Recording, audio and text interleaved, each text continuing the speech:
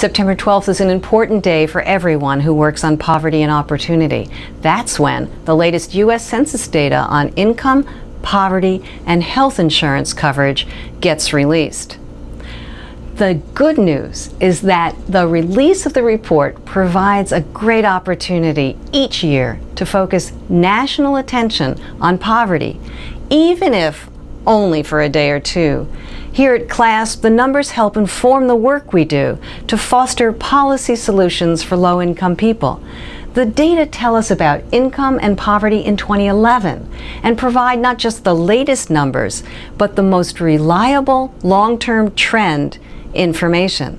To help those who don't concentrate on this issue 24/7, we'd like to highlight some themes that may get a mention, but not the headlines they deserve.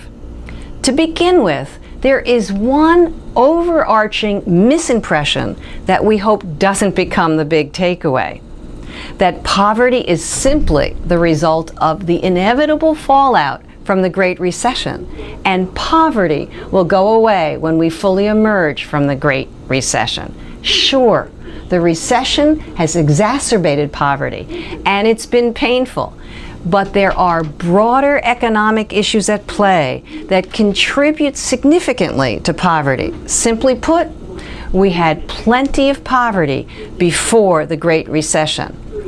An overarching theme we hope gets heard early and often, even though the census report may not concentrate on it, is that our public policies have a key role to play in tackling poverty in recessions and in boom times.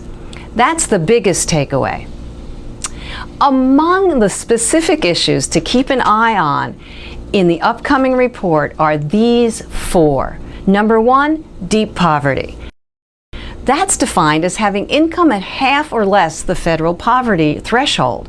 For a household of four, that translates into about $15 per day per person. In 2010, a record 20 million people in the U.S., including more than 7 million children, face this level of hardship.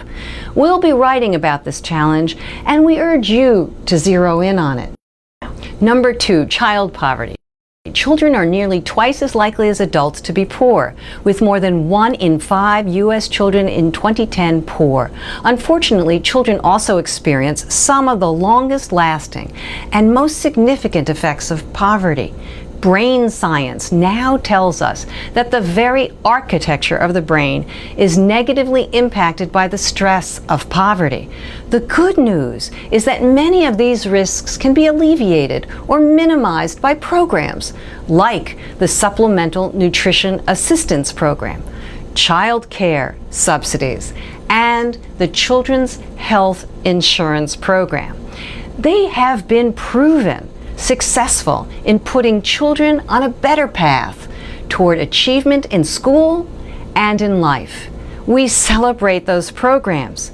We could avoid some of the costs of others, like remedial education, if in the first place we prevented the damage done to poverty, from poverty to kids. Third, median income. Last year's report noted the dramatic decline in median income.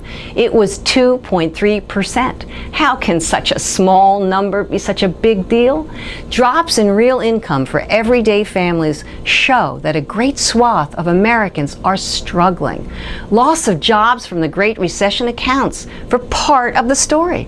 But another part is that the new jobs that are out there are increasingly low wage, often with too few hours.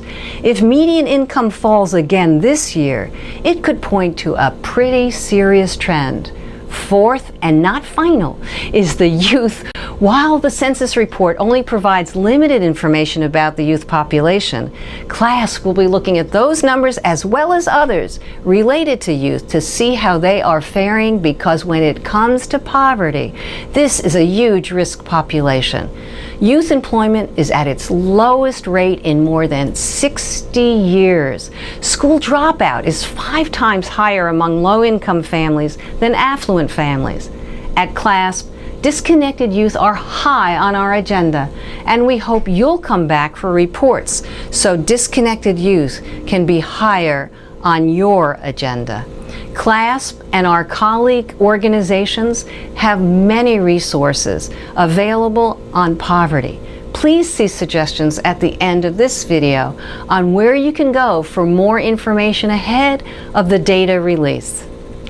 And stay tuned for what numbers actually show on September 12th. CLASP will be taking a hard look and issuing our analyses. We look forward to your digesting those, writing up your own, sending us in your assessments, your questions, your asks, and your answers. Thanks so much for your time.